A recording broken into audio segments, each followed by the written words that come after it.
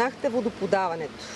Сериозен проблем, който мъчи цяла България. Конкретно сега отиваме в община Брусарци, където проблема там наистина има катастрофални мащаби. От 10 години датира. Хората стоят с дни, с седмици без вода. Светлин Балкански разказва повече. Проблемът с липсата на редовно водоподаване в населените места от община Брусарци е с дълга история. Парадоксалното е, че се задълбочава в момент, в който са похарчени повече от 10 милиона за нов водопровод. През 2015 година най-накрая е изпълнен воден цикъл, който вместо да подобри водоснабдяването, води до постоянни аварии и лишаване на стотици от питейна вода. Сериозен ли е проблема за вас? Да, много е сериозен. Просто сега е лято, в тия горещини, то това не е човешко. Ето чешмата ще ви отворя да видите, че няма вода. Ето бидончето, дето сме си го напълнили за временни нужди. Ето, вода няма. Може би да дам само два примера за тази година. От 24 май до 26 юни сме имали 2 дни вода. От 19 юли до 14 август изобщо нямахме вода, дойде за 72 часа и ВиК и община твърдят, че няма какво да се направи, вода никой не ни носи, нямаме водоноска. В отговор на запитване от Министерство на регионалното развитие и благоустройството посочват, че за първите 8 месеца на 2023 година авариите в община Брусарци са били над 260.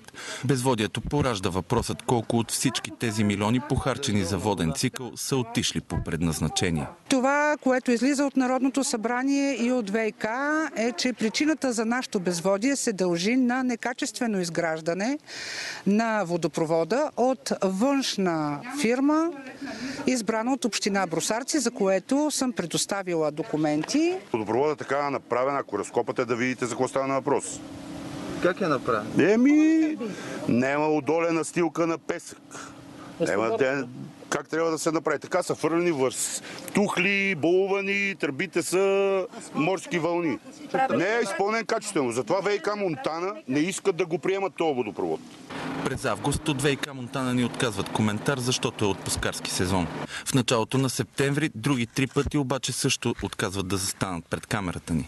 Кметицата на Брусарци заедно с кмета на едно от най-засегнатите села Крива бара обаче ни приемат. Те обвиняват ВиК Монтана, че се бавят с отстраняването на авариите и не информират хората, когато се налага спиране на водата.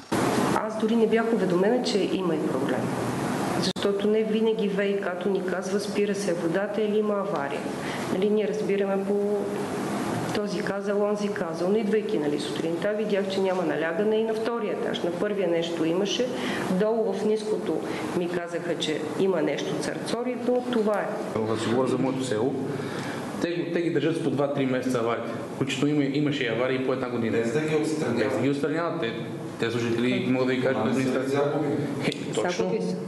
Това са загуби и то много груби загуби. След срещата ни с местната власт, от община Брусарци за първи път раздават питейна вода на засегнатите домакинства. Докарана бе и водоноска. От ВиК Монтана се мобилизираха, отстраниха авариите и водата отново потече от чешмите.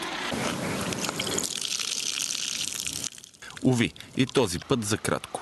Високото налягане буквално взриви тръбите и доведе до над 7 нови аварии само за 48 часа.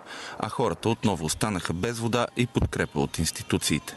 Минаха, хвърлиха ни по една бутилка вода и дотам. Вие зарадвахте ли се тогава? Не, напротив, аз почнах да се смея, защото от толкова време добре, че дойдехте вие да ни дадат по една туба вода. Той 2 килограма вода на ден трябва да пие. Откъде да я набавим тази вода? Що с бъбреците боли. А вие колко трябва да пиете? Аз толкова трябва. Нали, айде, аз мога да изражим 1 кило, кило и половина, да. Ама вие да не би да искате да ми кажете сега, че се налага в един момент да лишавате себе си от вода, за да има за него? Да. Така ли е? Да. Що няма вода. Няма кой да се интересува тук в този град. След нова среща на екипа ни в общината, оттам изпратиха нова водоноска, а хората пък я посрещнаха с горчива ирония. Ето вижте каква вода са ни докарали от общината. Да. Прекрасна, почваме да се къпеме сега и да се миеме. През последната седмица водата в Брусарци отново спря заради нови аварии. Каквото иска и съдействие ВиК, няма проблем. Ние изпратихме и нашия багер на следващия ден да се работи. Можем и финансово да помогнем, ако някъде трябва. Можем и техниката да изпратим. Но общината няма ВиК специалисти или да отида да почисти кладенците. Разбирате ли? Когато е такава огромна поръчка, за повече пари се избира такова мащабно строителство, се избира фирма технически надзор, която е лицензирана фирма, независима фирма и не се избира от мен, господин Димитров или кмета на Крива Бара. Този човек е основният, който е следял самият строеж. От ВиК Монтана така и не се отзоваха на 6 ни покани за коментар. Нито изпратиха обещаните писмени отговори на въпросите им. И въпреки, че през 2015 са отказали да приемат изградения водопровод, продължават да отстраняват авариите по него. По информация на БНТ, ВиК Монтана е сезирало прокуратурата още през 2018 година заради нарушенията при изпълнението на ремонта. А разследването на прокуратурата е прекратено тази година поради липса на достатъчно събрани доказателства за извършено престъпление от длъжностно лице. И всичко това се случва докато хората живеят при ненормални условия, лишени от вода, внимание и съпричастност. Корави хора са тези северозападняци, да ви кажа, нямаше да има усмивка на устата ми, ако бях на тяхно място.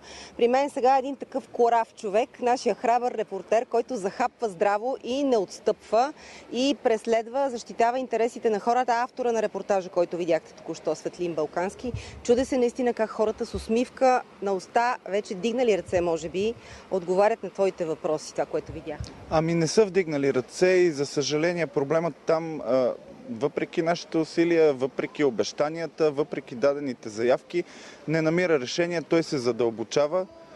Загубите в отговор на ВиК до Министерство на регионалното развитие и благоустройството са около 80%, понякога и повече.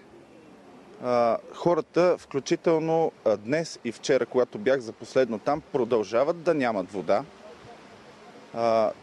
Аварията не е обявена на сайта на ВиК, в този смисъл те не могат да кандидатстват за компенсации, каквито им се полагат.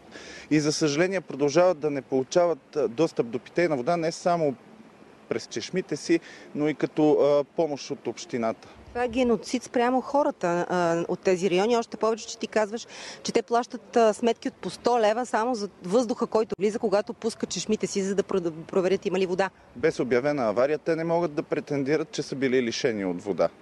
2 пъти са им дали вода, веднъж август месец, когато бях там, и веднъж септември, когато опитах да се срещна с тях. След това не знам, може би трябва нашия екип да присъства непрекъснато там, когато има авария, а те са постоянни. В рамките на 2 месеца са имали достъп 6 дни до вода. Въпросът остава отворен. Ние разчитаме на теб да разказваш техните истории и ти благодарим, че така самоотвържено и постоянно преследваш тази и други теми, проблеми от региона. Благодарим, че и за това, че и дойде тук.